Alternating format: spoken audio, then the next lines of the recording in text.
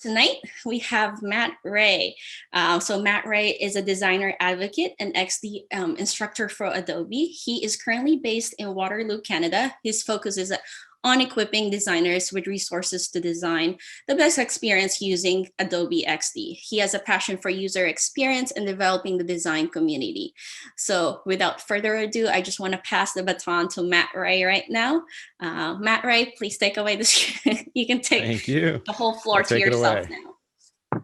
The whole floor. All right. All right. I still have chat. Perfect.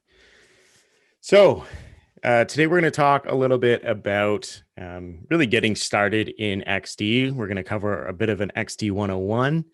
And then I'll talk a little bit about some of my favorite features, some not necessarily pro tips, but more advanced tips. And we'll just have some fun while we do it. I'm coming to you from the East Coast, so shout out to all of the New York and East Coast folks staying up late for this. I see you. And I see we already have a couple questions in the Q&A pod. I will get to these. I see the plugins question, so we'll get to that towards the end, but definitely keep loading up your questions. As it was mentioned, I'm going to pause after a couple sections and we'll tackle questions. If I see something pop up that I can answer in line, I'll try and answer it too. But without further ado, let's get started. Oops, let's get on the right screen first. There we go. So if you do want to reach out, there's some details. It was on the screen before. I do encourage you reach out on Twitter or send me an email. The XD team is very active on Twitter. So if you ever have questions, London, nice. If you ever have questions, you can usually get a very quick response on Twitter from either myself, one of the product marketing team, or product management team folks. So definitely check that out.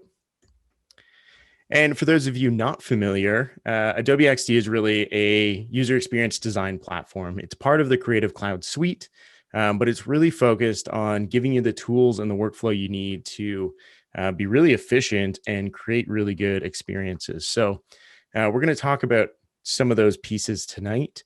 But part of that is it's cross-platform, right? Windows, Mac, Android, iOS. We have some really cool voice features, which I'll touch on today. Assuming I get the sound all working. And then it plugs into Creative Cloud. So if you're already using Photoshop and Illustrator or some of the other tools, you're going to love how XD integrates with those. And then, of course, plugins. So we'll talk about that as well, because they can really help extend your workflow. So with that, let's just dive right in. One of my favorite pieces of XD is that Kitchener, go Rangers. Yeah. Is that you can actually build your presentations right in XD. So I may be biased slightly, but I pretty much do all my presentations now in XD for some of the features we're going to talk about today. So this here is just the preview window for XD. I'll touch on a couple things here. I really like being able to record, in case you can't tell, record voiceovers for my designs. So I can actually enable a microphone as I'm playing a prototype and then record it. And so I can walk through and give really clear kind of design decisions and narrative to my design. So if I'm handing it off or sharing a concept, this makes it really easy to do that. And then if we pop back into XD, we'll give you a quick little lay of the land. So the whole interface is really designed to be lean and give you the tools you need when you need them. So on the left, we have all our basic design tools. We have toggles for the libraries panel, and they all have these really nice tooltips now. Your layers panel, this is where you're going to access layers, of course. And then, and these are all contextual. So here you can see all your artboards, but when you click into one, it's going to change and show you all of the actual elements within that artboard. And then finally, plugins. So this is where you can explore. You can see I have quite a few plugins. You can also discover more really easily by clicking on the plus, and we have a lot of nice collections available to get you started. And then up in the top left, there's design, prototype, and share. So these are the tabs you're going to use to navigate through the different stages of your design. Another big benefit to XD is everything's here. So I don't need to go out to another tool to like drop images in to link them together in Prototype. I just switch over to Prototype and I can link things together. This gives us a lot of other advantages, like being able to actually animate the elements. And we're going to talk about that in a little bit.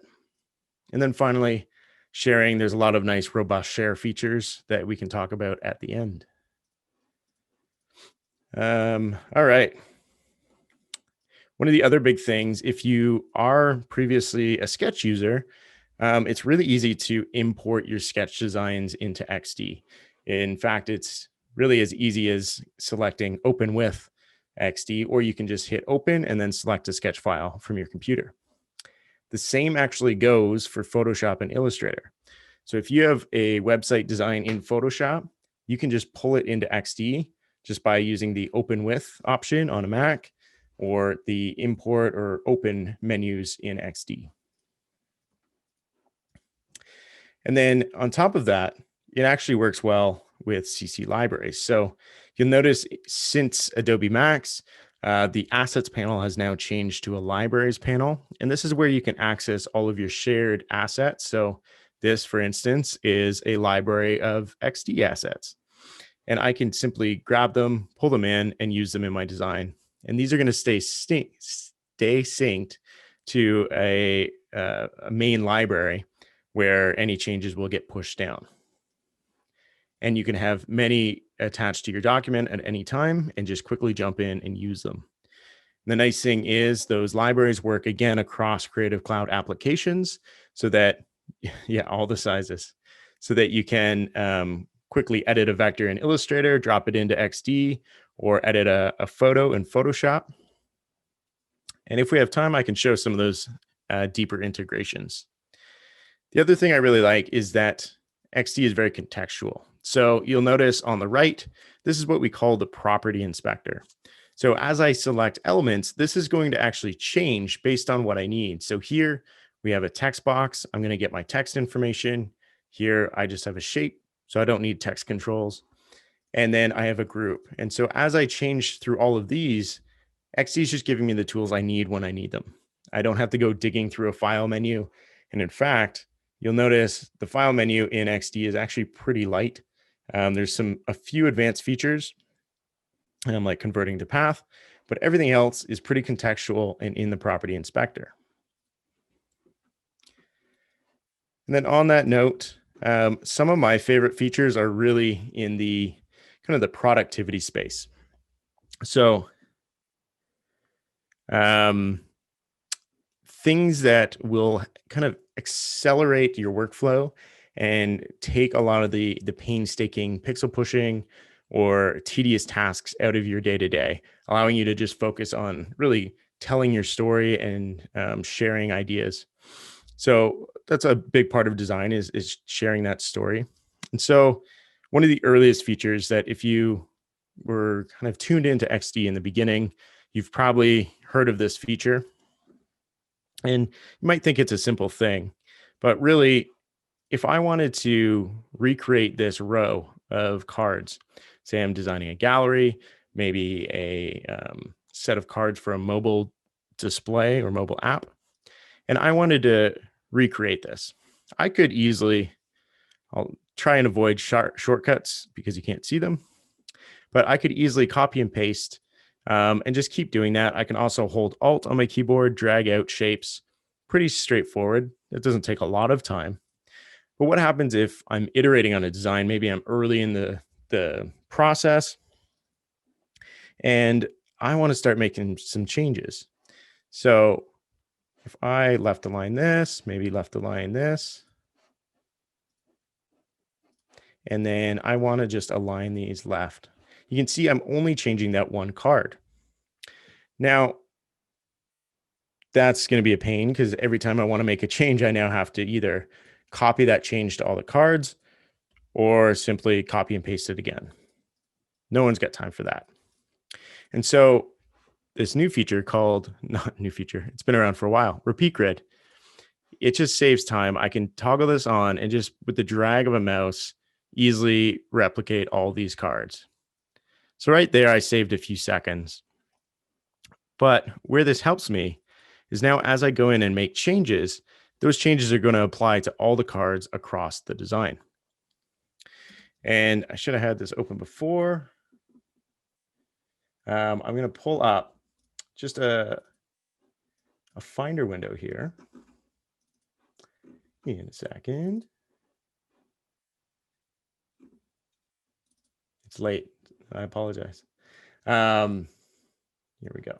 So over here, this is a full screen window. Here we go. So I just have a simple Finder window with some assets. And what I can do, you can see here I've got all the same images and all the same text. And if I'm wireframing, that's probably great. But as I want to move into higher fidelity and kind of really polish a concept, I want to be able to quickly drop in assets. And so with XD, it's really easy. I can just take these images from Finder and hover over the shape that I want to fill it with.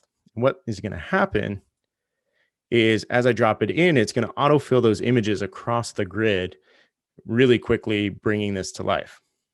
So that's good. I've got images now, but say I want some text files. And here I just have a simple text file with 6 rows of text. These are different show titles, not picked for any particular reason. I think I was just on a streaming site and grabbed them. I can just hover over the text sections now, and you can see I can select any text section. When I drop that in, it's just going to autofill those titles. So within a couple of, I'd say clicks, but really drags, I can now bring my wireframe to life with images and text, real copy. So that's Repeat Grid. It's really fantastic. And I can also expand this down easily, and it's going to automatically fill in with those images I've already added, which is huge. All right, we have a question. I'll try and answer this one in line from Donna. What happens to the images and designs that go off canvas during the Repeat Grid process? So in this case, we had 1, 2, 3, 4, 5 images. So if we zoom in here, right, this one doesn't exist. It doesn't show up because there was only 4 squares. But watch what happens as I expand this Repeat Grid out. Ta-da! It already exists in the Repeat Grid. And if I had 20 or 30 images I dropped in, the further I expand the Repeat Grid, the more that are going to show up. Same applies to text. So I think that's what your question was. So that is Repeat Grid. Really powerful. You can also plug into things like the Google Sheets plugin if you're using real copy, and then get more advanced using components in here too. But things like changing the color on a button is super easy. And I just really love Repeat Grid for iterating on a design really quickly. The next piece of that is padding and stacks. So typically when we're coding out a button in web development, we're going to have things called padding and margin. And these can help define the spacing between elements and around an element. And so to achieve that in XD, typically you might have a button object that is like a group like this with text in the background. And if that's part of your design system, or you're just trying to use that repeatedly, so if I copy that out and say, now I want this to say save, without padding, that just kind of changes the text. It doesn't change the background. So if I'm trying to use a fix with button, this works great. But if I actually want this to resize based on this, I'd have to kind of measure it out, say 65, okay, well, that's not right, and resize it every time and keep measuring it. And now I have it, but that's really tedious and painful. So what I can do instead is turn on padding in the property inspector. And again, this is only going to show up when padding can be enabled. It's going to calculate all of that spacing for me. And so now when I change the text, the button's just going to resize for me. And this is just going to keep going with super long text.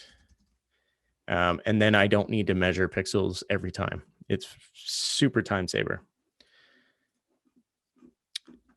And then if we kind of look at that in a bigger view, this is a more complex object.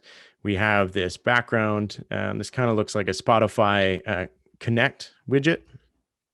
And down here, I have another repeat grid. So we're kind of lacing the story together here. If I expand this repeat grid right now, the repeat grid's going to repeat, but the content around it and the actual module is not. So that's not what I want. And again, I have this inner content and a background content.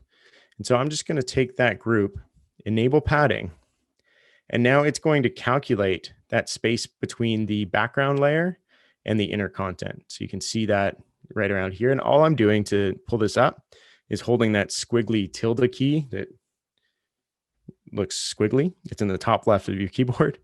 And you can just hover, and you can actually adjust the padding here on canvas. But now with that enabled, as I expand out this repeat grid, all of the content is going to adjust. So now I can build this in, I can drop in my text files and get different options here. So just super easy. If you're working with dynamic content, great for pop-ups, modals, and cards. You can quickly expand things. And then this inner content, I actually have something called a stack enabled. And so stacks are great for quickly reordering content. So in this case, this repeat grid is kind of dumb. So I'll just set it back to 1. But say I want this actually higher up in the order. I can just click and drag on it, and all the content's going to shuffle and keep the same spacing. I can easily adjust that spacing as needed. And then as I resize, because we have padding turned on and on the overall object, and we have stacks enabled, if I resize this, all of that content is going to adjust, and I can reposition it in the middle because I'm not restricted left and right. And then I can decide I want it to go back up to the top and maybe adjust that spacing. So it makes it really easy to quickly iterate and kind of get to a desired look without fiddling with spacing and moving groups. It just saves you a ton of time. I see a ton of questions coming in. Okay, I'll address some of those once we hit the end of this section. This is another example of stacks where I have all these big 3 sections of content. So if you're working on like a marketing page or even an email template, something with these sections, and you're trying to kind of figure out what the best situation is, maybe you're A/B testing, you can just quickly grab a section. And I like to hold shift while I'm dragging because you can offset it. Shift is just going to hold it fixed on that axis. So as I drag it, that's going to shuffle. Maybe I want the topics up at the top. Nope, because that's going to get lost. So I can quickly just shuffle things around. And then if I want to inset it, I don't know why you would do that, but there you go. Couple clicks, everything is reordered, no problem. And then going alongside of all of that, you saw me resize that one graphic in the Spotify Connect widget. A lot of the resize happening in XD is using something called responsive resize. And by default, it's set to auto on pretty much everything. So in this case, it's set to auto under my layout. It's already turned on. And what this does is it's going to calculate where things should go. It's about 80 to 90% accurate based off of kind of predictions. And so if I hold Option Alt here on a Mac, this is just going to allow me to resize symmetrically. As I drag this out, look at all the pink lines. Those are calculating where elements should go, how things should resize. I haven't done anything except resize this element. And now I have a potential tablet layout set up with my design. It's adjusted the mask, it's repositioned text, all just with a simple drag. Now, if I wanted to, I can override certain elements. So if I want this button to actually be kind of fixed in the middle, I can set it to manual and then say fixed width and just turn off the pinning. So this just pins things to the top, left, right, and bottom. And then I can fix height and width. So now when I grab that same group and resize it, that button will stay in place. Super nice. Yeah, I'm hungry too.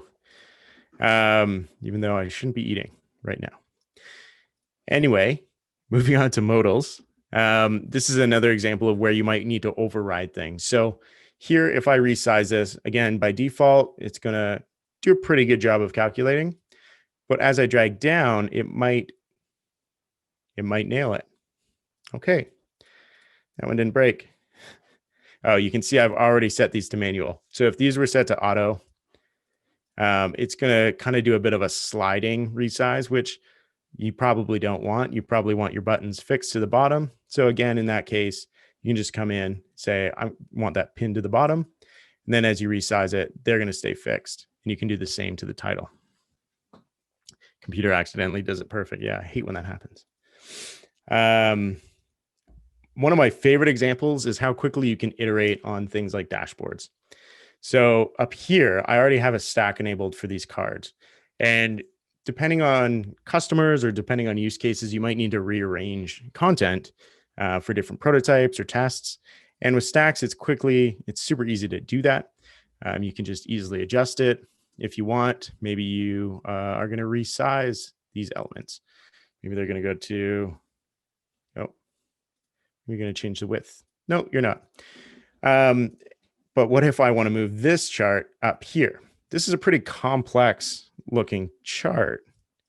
I'm going to turn these off, right? We've got a lot of lines, a lot of grid lines, some X and Y axis, a drop-down menu. That's a lot.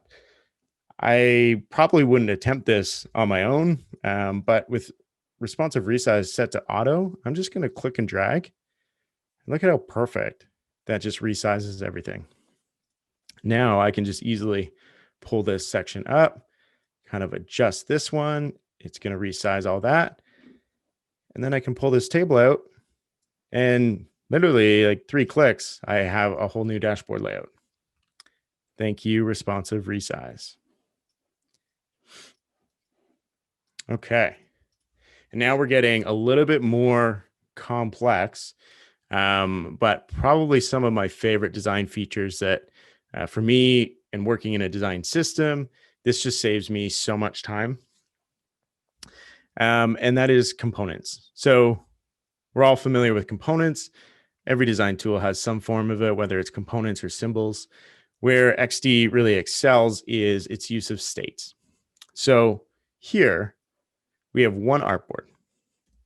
And if I play this, let me double check I have it set up so it doesn't do it perfect again. And I can just hover over this and get this hover effect. In other tools or previously in XD, this might take a couple artboards to do just for one button. And I have to make sure everything else matches. It's a bit of a pain, especially if you're building user testing flows. You have to be very precise and kind of prescribed. The use of states allows me to not be so prescribed and actually get a better sense of how people are going to use it. So all I did, this button here is a linked component. So it's coming in from either a library or another document, and it has this hover state set up. So let me just make this local.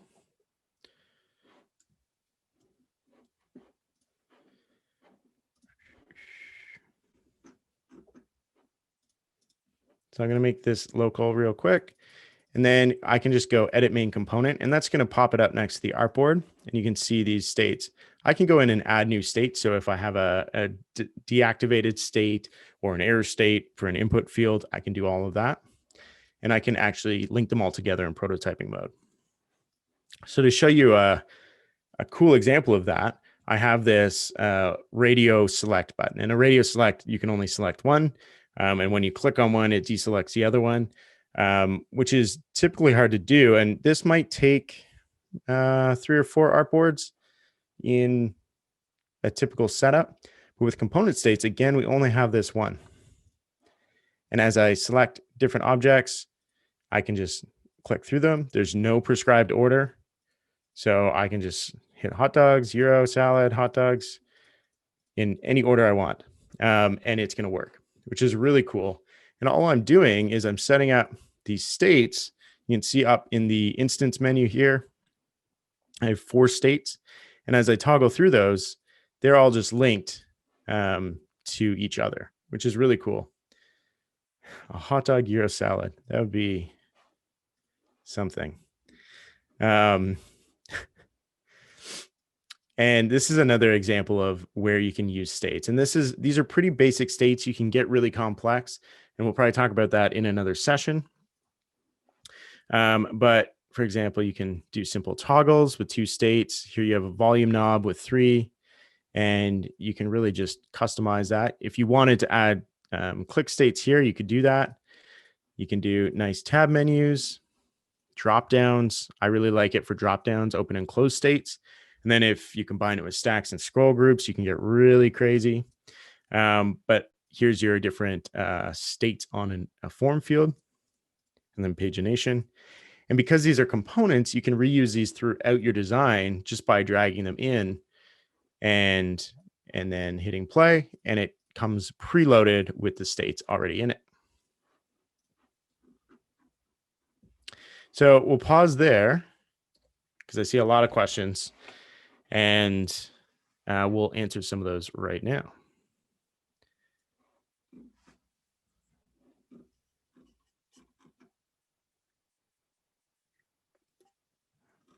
Okay.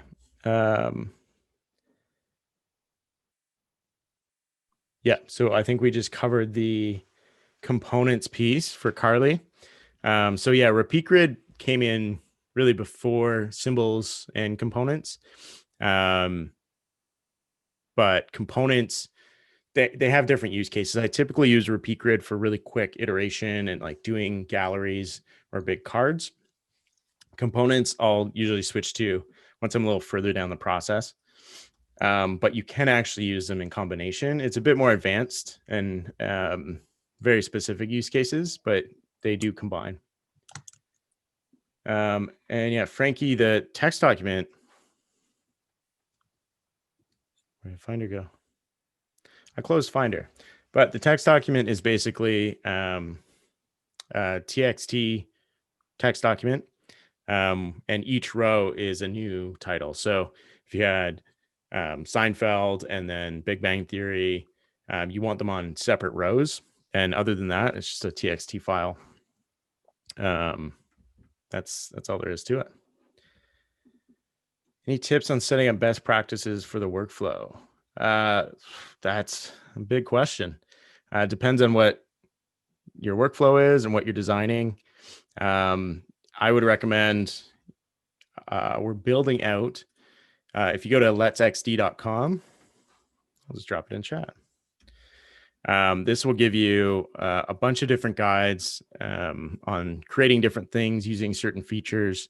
This will give you a lot of the best practices. Unless I know specifically, that's a tough question to answer. We'll come back to plugins. Is there a way to export screens while retaining a file structure? I hate having to sort files manually into folders after exporting. I'm not fully sure on what you're asking there. If you want to ask it, add some clarification to that, I can come back to that just for the sake of time. If you update the TXT file, will it update? No. So that's just really a one-time drop-in. What you can do though is connect to Google Sheets, and I can touch on that briefly in the plugins. And then there is like a refresh or update function in that and data populator.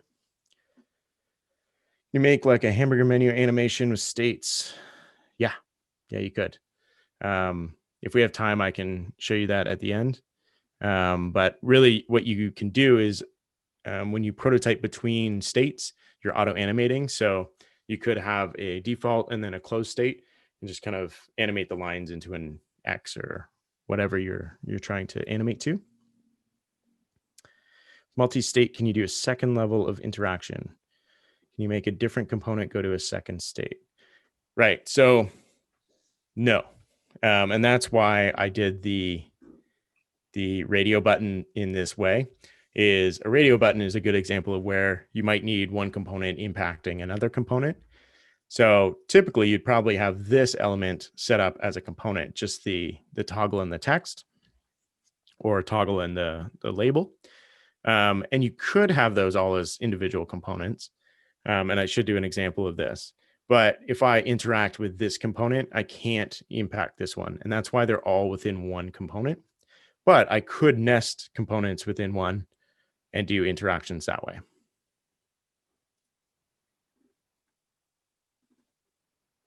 Okay, and I see a couple questions in the chat.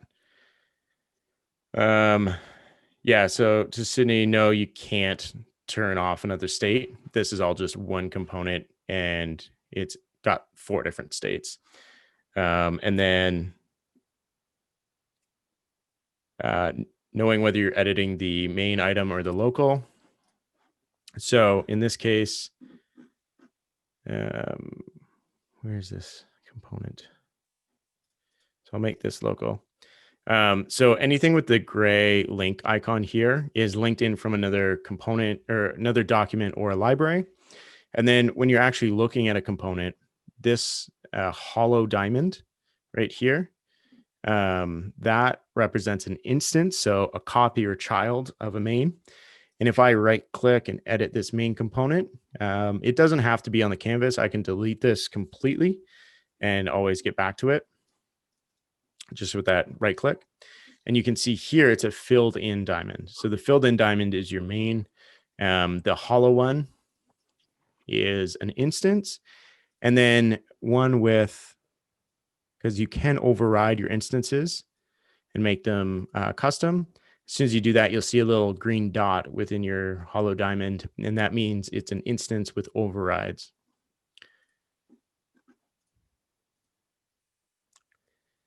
Come up on the hammer menu. Yeah, and you can also, let's see if so much like the drop-down menu. In this situation, we have a default and a collapsed. So if you imagine your menu icon being in that collapsed state, and then when you click on it, you could expand out to a default state. Depends on how your page is laid out. You might want to structure that differently. And once we talk about overlays, there's some ways to do that as well in prototyping mode. But really, this structure is what you would use if you want that all as one component.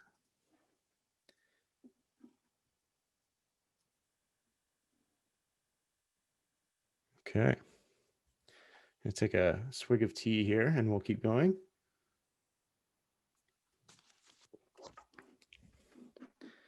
All right, and feel free to keep asking questions about design. We'll come back to that in the end.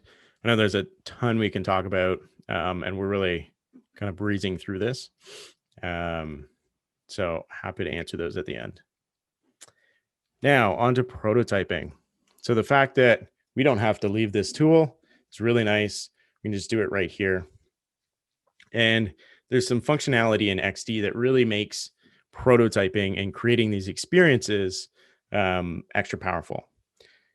And since a lot of design is kind of telling a compelling story, whether you're sharing concepts for buy-in or sharing to a client, handing off to development or user testing, you want things to be really as real as possible. And so a lot of effort is going into prototyping and giving you the tools to, not just create realistic prototypes, but do it quickly and iterate, because it's not just like a one-time thing. You're making changes, you're testing, you're constantly going back and forth. And so auto animate is a really cool tool. It's simple, but you can do some really cool things if you know how to work with it.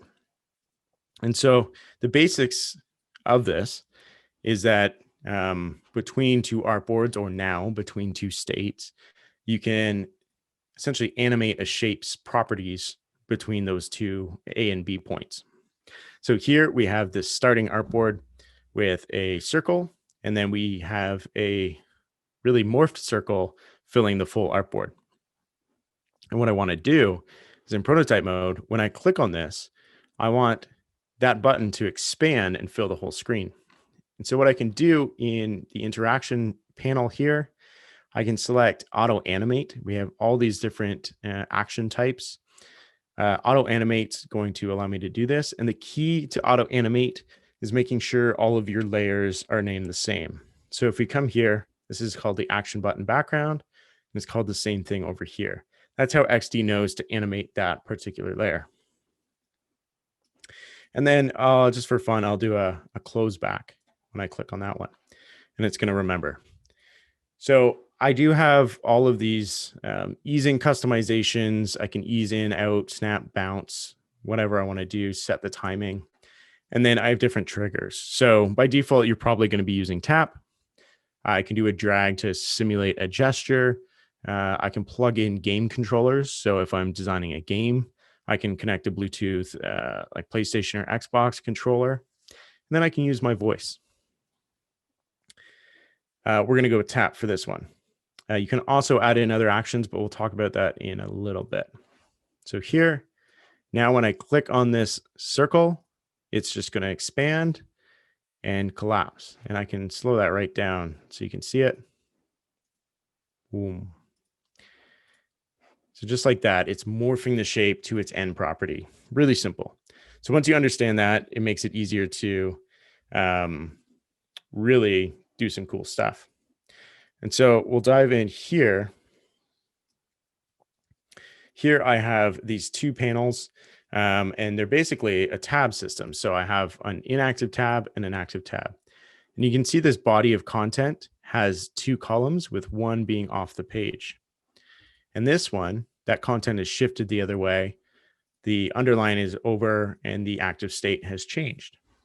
So what I can do in prototype mode is just drag from here. When I tap on that, I want it to go and become the active state. When I tap on this, I want it to come back and go there. So now, because it's the same objects on both screen, rather than dissolving or fading between them, it's going to actually move. And again, I can control that. This is that 1 second duration. It's good to have it in the 0.2, 0.3 usually, but for making it visible. So that's really nice. Now I've got this nice shifting content animation, makes it really feel real. I can take that to the next level and apply these transitions to my content with a drag trigger. So here, I'm going to select the actual content, just drag this arrow over, and then drag the arrow over from here. I forgot to change the trigger. I'm going to change the trigger, keep the auto animate. And now when we hit play, I can actually just click and drag with my mouse and flick it from side to side. And so now I have that, that drag interaction. And this is really good for swiping between tabs. If you want to do like an image carousel or gallery with a drag effect, you can also do it with states and tap. But with the drag effect, you can get that sliding motion and test that out. Now you can also get more fancy here. Here we have kind of an iOS style app store setup where we have some cards. And then when you click into the detail view, it gets bigger and kind of takes up the full screen. So what we want to happen is when I click on this card, I want it to fill that screen. And if I click over here, you can see some of these objects are moved off screen. So this card is down here. This one's up top. And if you're going to move things off screen, make sure they're all within a group, just so that they don't flash off. But here, we're going to take this, we're going to prototype, and we're going to set this to a tap again. And then maybe we'll close out from this button. And so now what's going to happen is it's just going to morph. And again, if you set a shorter duration, that's going to look more natural. But for demonstration purposes, we'll keep it here. So you can just see how those shapes change. They change their position, change their size, all of that. What's really cool is I can come back to the Finder window I closed and try and find this again. And as I drop in images, it's actually going to edit the mask for me. So if I pull open movies, now I have a Deadpool image. I'm going to pull that in and just drop it into this. And so I can just drop images into shapes and XD is going to mask it for me. So if I grab that same image and pull it over here, the mask is already going to be cropped differently and kind of set nicely. And so as I play this, those shapes are actually going to just morph around the image and handles it really smoothly as well. So I don't have to adjust anything. It's just going to automatically create this really nice interaction for me. And of course, if I need to edit that image, going back to integrations, I can just right click and hit edit in Photoshop, and any changes I make are going to automatically be sent to XD. Okay. And then finally, on the auto animate front, I'm going to hit preview and show you what can be done here. So this is a little bit of a login flow. It's using some time triggers, which can be applied to artboards to create delays. Time triggers, tap triggers, states, and I think that's it. But if I tap here, oh, never mind. I haven't wired this up. Huh. If I tap here, we're going to go there. If I tap on create an account, it's going to come here. And then when I hit on this name, I'm going to come here. So all of these are tap triggers that are going to move through. And then once I land on this screen, what I want to happen is set up a time trigger. And I've essentially rotated this icon around. So I can come into this artboard and just go here and set a time trigger. And so I want this to happen right away, but if I want to, I can set a delay so that it happens after a certain amount of time. And I still want auto animate, and it's going to come to this screen. And then from this screen, I'm going to do the same thing and a 0-second delay so that it happens instantly. So now when I play this, if I set it up right, you see that nice transition. The navigator logo slides down, the image mask appears.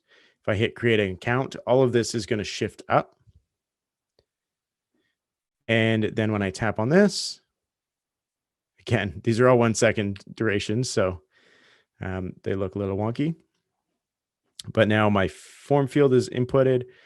This is all just using component state. So this is the active entry state for this field. When I hit get started, my little loading spinner is going to go, and then it's going to transition.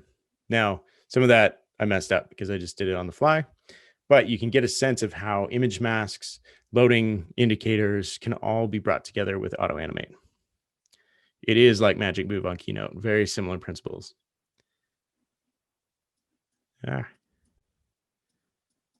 Okay. So that's auto animate at 9:22. All right. I'm going to fly through some of these last bits so that we can get to questions.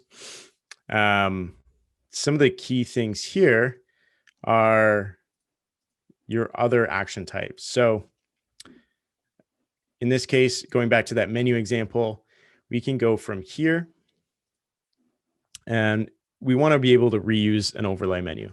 So rather than building a menu into every single artboard like we have here, we want it to be separate so that we can use it across our design.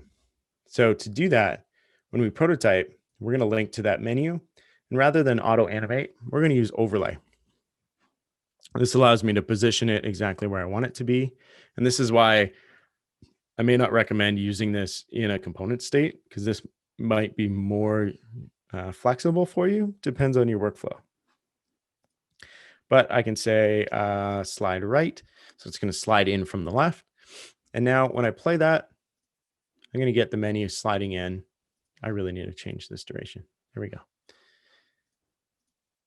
There, it's much faster. And when I click out, it automatically closes for me. So that's really nice. Oops. What I can do is I can actually stack many different triggers onto a single element.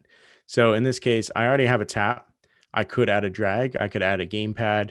I could add a voice command. So to show you voice, open menu.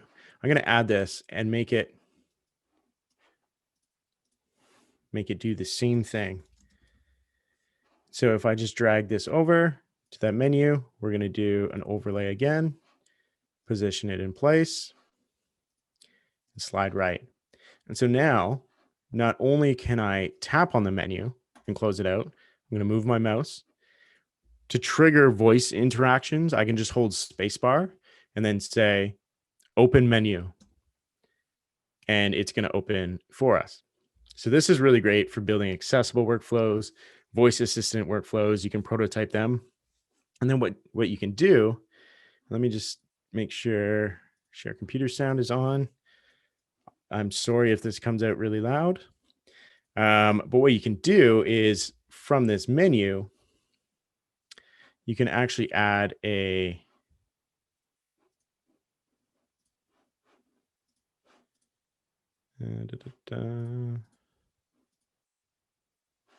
oh, wait, here we go.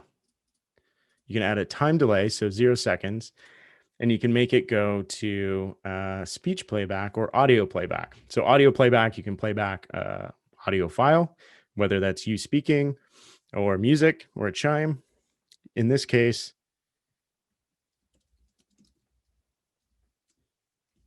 I'm just going to add menu items. I'll just add a few. And this speech bubble basically reads as it's written. So if you did all of these in a line, comma separated, it's going to read it like that. But we'll just play like this. So now what should happen is when I land on this menu, however I get there, it should read out these menu items to me.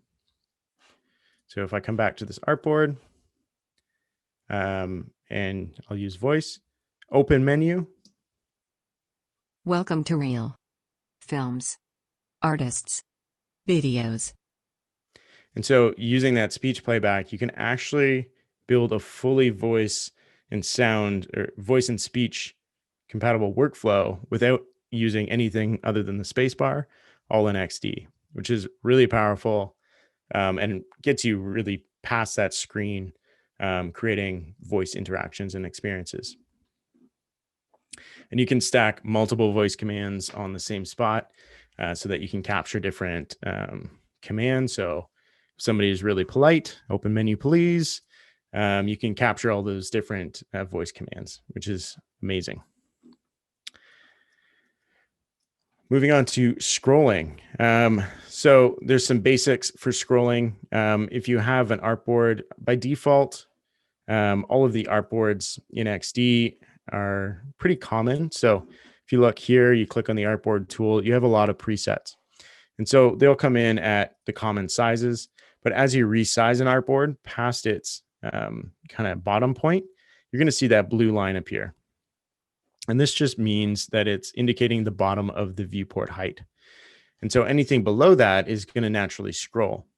What I can do is I can actually pin elements. So here I have the top bar, I have the button, and I have the tab bar all pinned so that they are fixed while scrolling.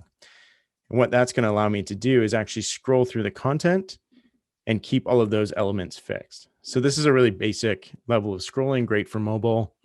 But as you get more advanced, maybe you're building out a single page website like this, and you want people to click on these menu items at the top, you can actually set anchor links in XD. So rather than going to another artboard here, I can simply click and drag on this, and it's going to automatically switch me to the scroll to action. And maybe I want it to scroll to this sparrow section. When I play this, it's going to scroll down and it's going to align that group right to the top of the viewport, which isn't what I want in this case. But to fix that, I can just grab this little handle and set my Y offset. So if I want the top of the viewport, it's going to be at that blue line. So now when I play it, it's going to just scroll through. And again, that might be a little fast. You can adjust your easing. But now I'm all within one artboard and I can fully prototype my single page navigation, which is super helpful. And then onto things like scroll groups. So both of those scroll options allow you to do nice vertical things. Scroll groups kind of takes us in multiple axes. So here I have this gallery of images, and typically I'd probably just leave that there with a comment, say this should horizontally scroll, hand it off to development. If I want to actually test this interaction, I want to be able to build it in a design tool. And so I can just take this repeat grid, extend it super long. I have a lot of content here. With that grid selected, up here in the right hand, using Shift Command V or Shift Command H in this instance, I can set a horizontal scroll group. So you can see that just kind of cropped everything and added this new viewport. And if I take this handle, I'll build it to the edge. So now my scroll area is this whole section. So if I play this, I've got a lot of nice fixed elements here. It's kind of parallaxy. And as I scroll, I can now either grab my mouse or hold shift and scroll on a scroll wheel or use a trackpad. But I can now scroll through these images while still vertically scrolling. And this is great for galleries, like streaming platforms, things like that. Super handy.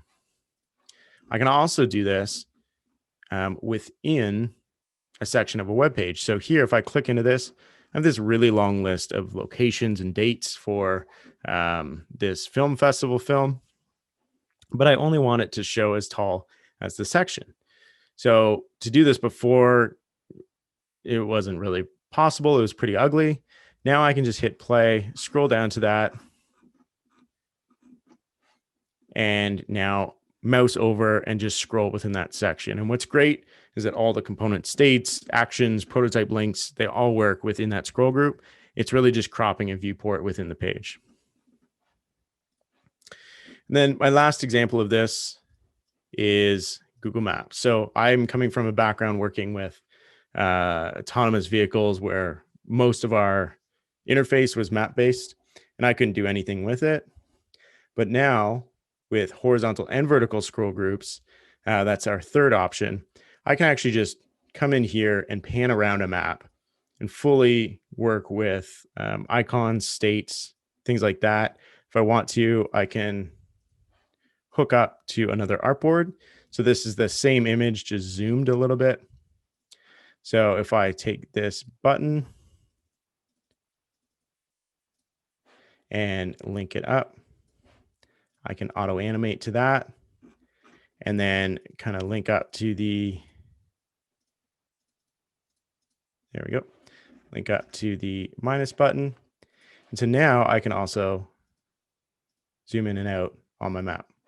So now I can build this fully interactive map experience all within XD, which is amazing.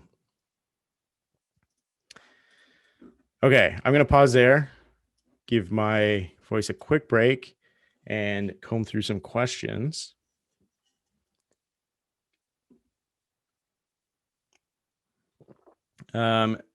Yeah, in terms of downloading examples or accessing examples, I'm not sure on the UX Wizard side. I could prep a little file and send it over. It might not have everything just with copyright, but I could put something together there. Yeah, so Fizban or Max, we'll talk about the sharing quickly next. I'll go over that.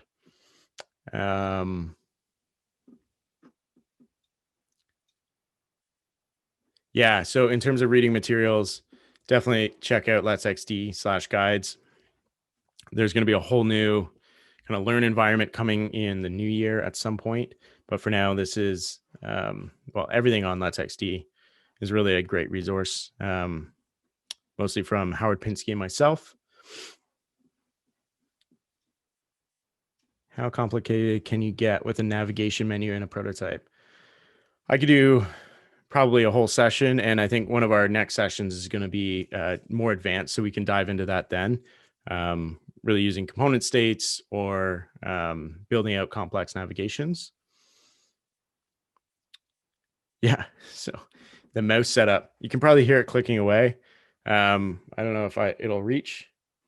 I use just a Logitech G502, I think, and I have a bunch of buttons programmed to hotkeys in XD makes things much faster.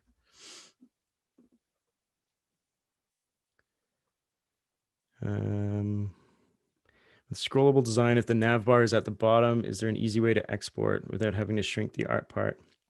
So you're talking about actually sharing the mock-ups. So I think this goes back to that earlier question about best practices for workflow.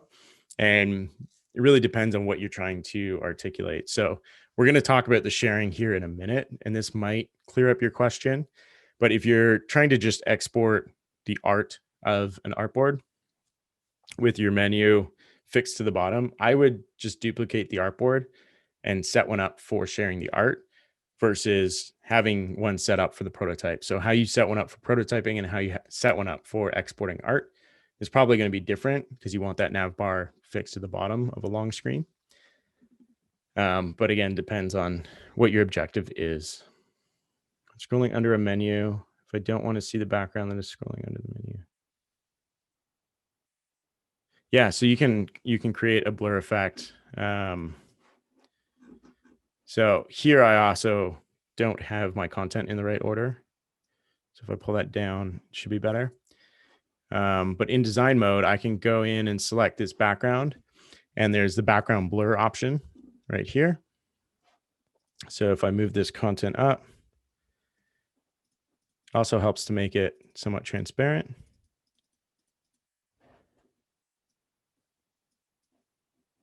I should select the right layer. We'll go off here. So with this rectangle, you can see I have a background blur applied with a bunch of different settings. So you can make it more aggressive, less aggressive. But yeah, the background blur is all in. You could do it in Photoshop or Illustrator and pull it in, but you can do it right here too. Yep. And you can play prototypes in a device by clicking on this button up here and then plugging it in directly to your phone. So with a cable, I can plug it into this and preview live on the device. And it works just the same as this preview window. So as I make changes, it's all live changes. So I can see it instantly on the device. If I have something saved as a cloud file, I can also open it up in the XD app. See if I have an example. So the XD app just runs on the phone, and I don't have any mobile prototypes, but basically you can go through your files. Where's my camera? Here it is. You can go through your files and just open them right on your device and then preview them that way as well.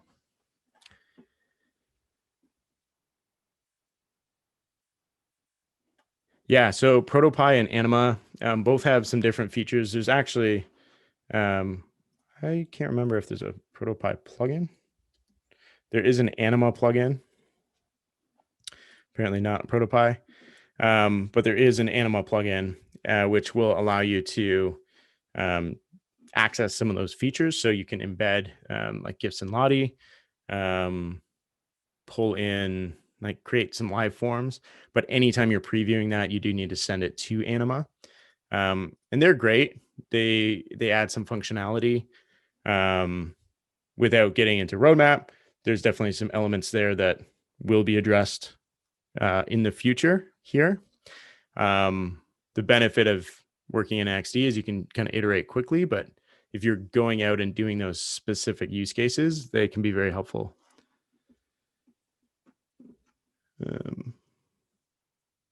Oh, you mean showing it in a device screen?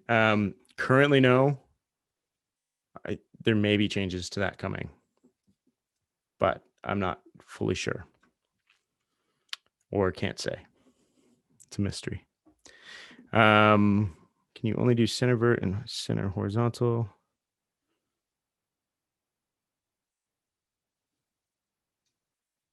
Max, if you want to add some clarity to that question you have in chat, I can try and answer that. Oh, about mice.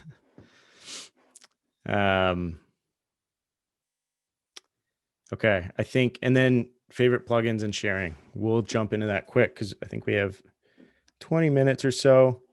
I can hang around after as well if we do have more questions. But talking about sharing, I'm going to come in here and let's say I want to share out this flow. So the idea of flows exists in XD. If I come to prototype mode, I can use this little gray button and identify a flow. And so a flow basically incorporates everything from this home screen that is connected through prototyping. So in this case, all of the screens. I can name this and say, this is my mobile flow. And this is great if you're doing A/B testing, or you have maybe a mobile flow, a desktop flow, and you want to be able to share those out. There's some neat little features, like I can grab it and move the whole thing if you want to do that. But what this really unlocks is in share mode, it's going to highlight that flow, and it's going to allow me to generate links for it really quickly. So we have several different options out of the box. Design review, which allows commenting and viewing the prototype. Development just adds some specs, and so we'll share it to development just to show you that. Presentation is just a full screen mode, and then user testing is the same mode but hiding hotspots. So if you go into custom, you can see all of those different options. We'll go to development mode just to show you what handoff looks like. You can enable downloadable assets. So if you have images and graphics, you can mark those for export in your layers panel by clicking on this little icon. So this is just marking all of the artboards for export. You can do this on an individual layer basis as well. And then by default, it looks at your artboard size, but you can adjust what kind of project it exports as. So let's just do web. And then I'll create the link. And these links, basically you can share one link and then you can update that through your process. So you don't need to update it automatically. You can share it when there's a change. So if you're sharing it out to a team and you don't want them to see the kind of rough work that you're doing in between, you can just update them when there is a new change. So it'll give you a last updated timestamp. I can just click on that, open it in Chrome. And the nice thing here is in design mode or comment mode, I can click through and interact with the prototype just like I would in XD. So somebody can easily preview this, kind of get an idea of what's happening with all my slow transitions, and they can see it all in real time. What they can also do here, if I go back home, they can pin comments. So this is a great way to do design review. Let's make this bigger. And I can also mention users. So I don't have any emails, but this would work off of Adobe IDs. So anybody on Adobe IDs, you could attach them and they're going to get notified through Creative Cloud. So when you submit that, that'll show up here. And then you have options to resolve, delete, edit your own, of course. And then as somebody else, whether I'm the design engineer, product manager, I can come in and reply to these comments and actually start a full dialogue here. So this is really great for kind of tracking commentary or feedback on a design. And then as a developer, I can come in and go into spec mode. And you'll notice this changes the behavior on screen here.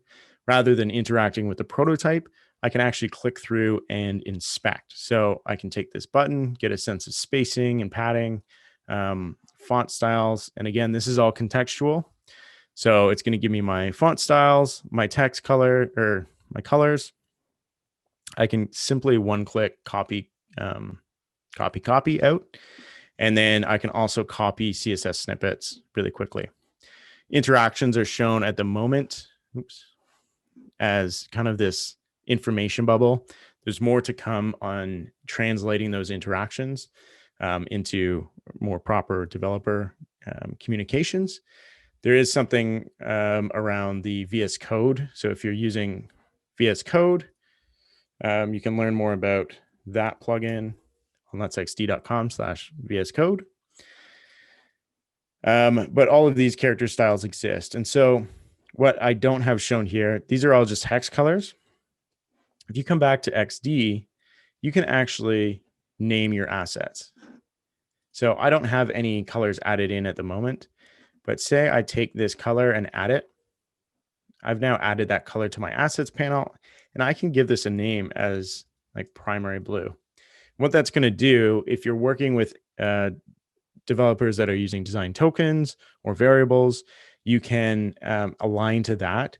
And then these are actually going to show up here, and they'll show up in your design variables tab so that they can quickly copy those out and know exactly what colors you're talking about. Okay, I'm going to pause there and try and hammer through some questions. A couple other things to note. You can do co-editing as well in XD.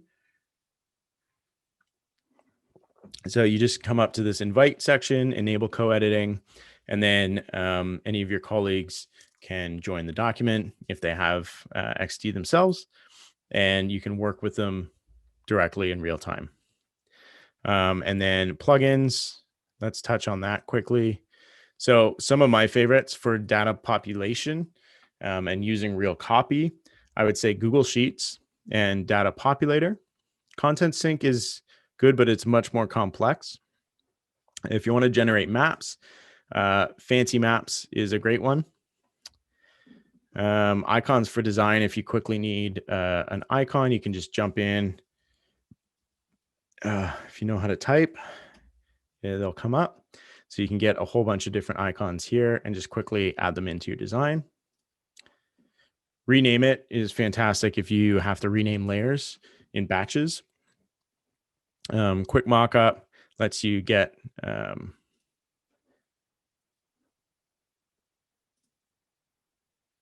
into some easy wireframing elements and templates. So you can quickly generate a wireframe. You can see it goes to work and builds all these elements. So you can just quickly get started. You don't need to worry about details. You can just grab a template and start manipulating it.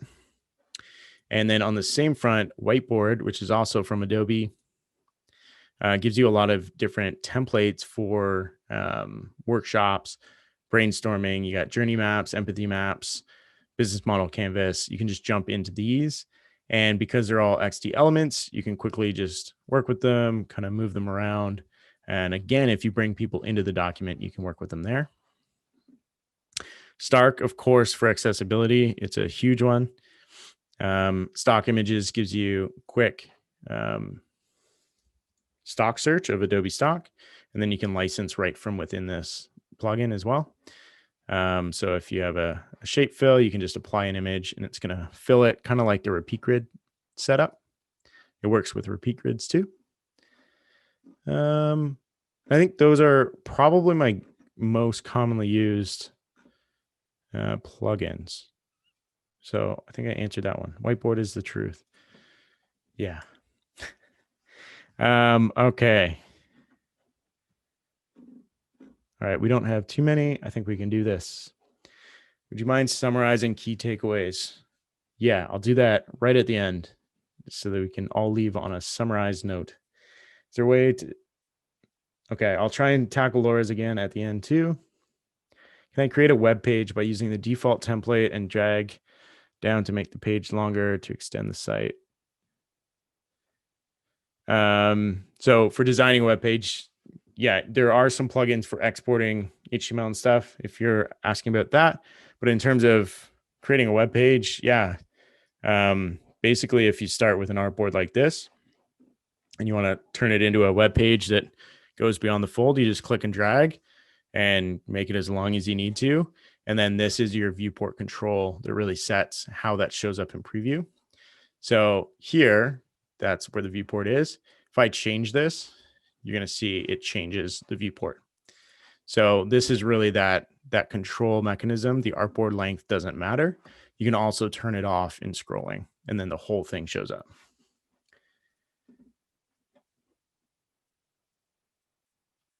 Exporting to Dreamweaver, how much coding needs to be done? So there isn't any direct integration with Dreamweaver right now. So all of the coding would have to be done. You can copy out those CSS snippets to make things better, but it would be really the same as, I guess you could export assets and images as well. But there isn't any integration with Dreamweaver today. And then in terms of CSS, yeah, it's just a view copy at this point, Carly. Once you look more into the VS Code integration, so that really works with design systems and libraries and allows you to pull in components from your library without having to write the code for it. You just kind of start typing it and it pulls it in. Okay. Edwin. Okay. So looking at screens while retaining file structure. So I think what you're talking about is if you take all of these screens, export them as selected artboards. Yeah, I think if you export them with a slash, I haven't actually tried this recently.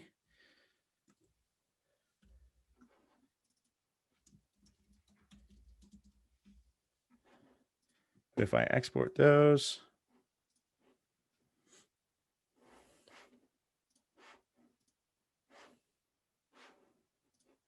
let me see.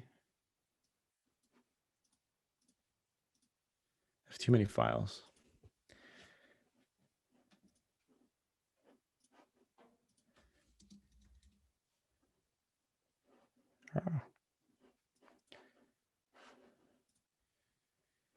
You show sidebar.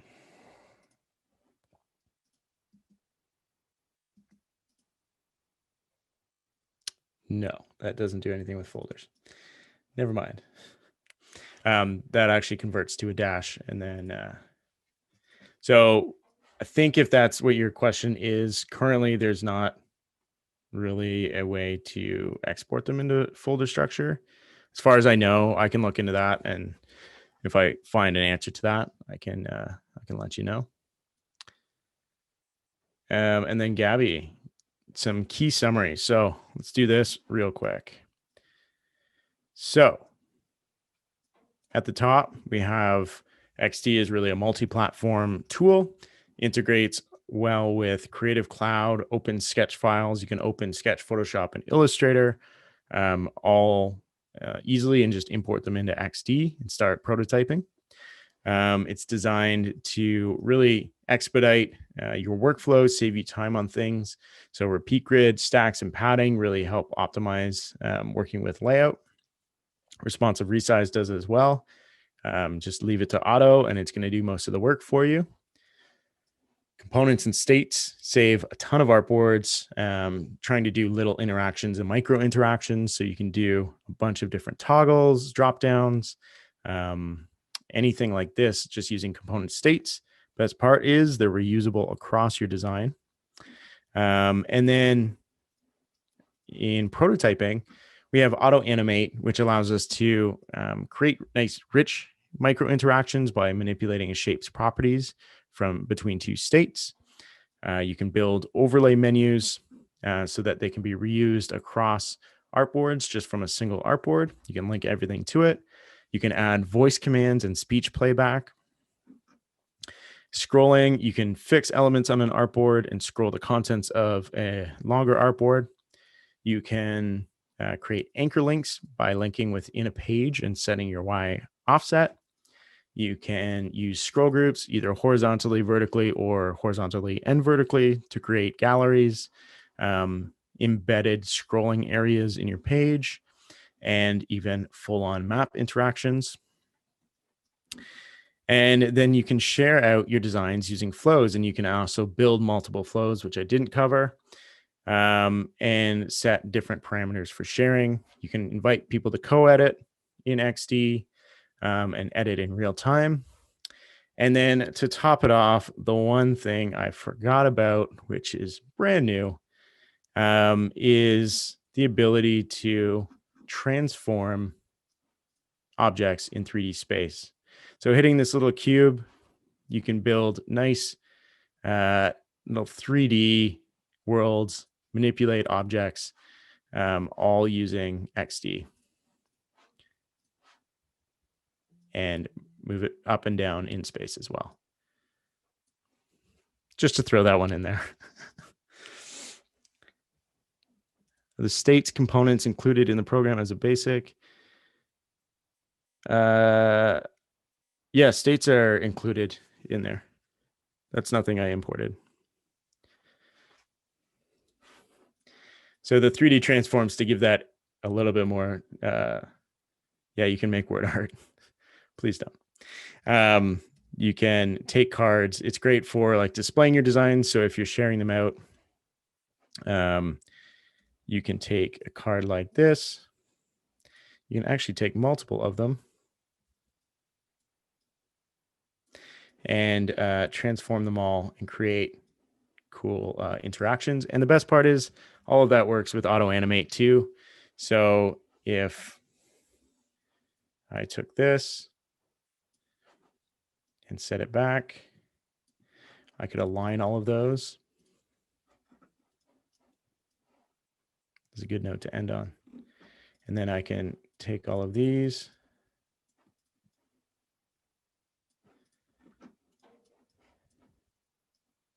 set them like that. And now I can set a nice prototype, tap, auto animate, set it back. And now quickly animate card sorting and other nice widgets, all in XD. All right, questions? There's a lot you can do here too with augmented reality and VR. So add that and voice and sound, and you can build some really cool stuff. So maybe in the next session, we'll explore these in more depth. Any final quotes? Oh, put me on the spot. Download XD. Let's see what you can create and share it with the hashtag Adobe XD, and we'll check it out. Yeah. Sydney, maybe we can integrate that into the next one. Build out some cool AR VR space. I think Howard Pinsky just did. I don't think he has anything posted yet. But you can learn more about 3D transforms. We have a bunch of content here on it. So you can do a card flip, which is really crazy.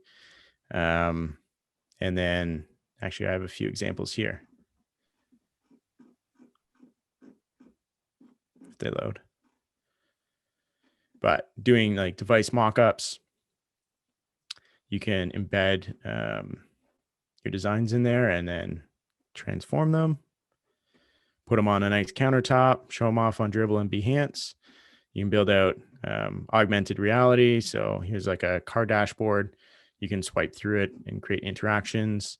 A lot of the new iOS 14 interface has these depth effects. Don't use that as a quote. But you can create all that in XD now too, which is really cool. So feel free to take a look at this. I'll drop that in for any more transformations. This keeps changing who I send things to. There we go. All right. I don't see any other open questions unless I missed anything in the chat. All right. That was really awesome, Matt. Thank you so much. We're 2 minutes early. Yes. I'm speaking for myself right now. I am really mind blown with Adobe XD right now with everything that you've shared. So I just want to say thank you so much for sharing your expertise and insights with us tonight.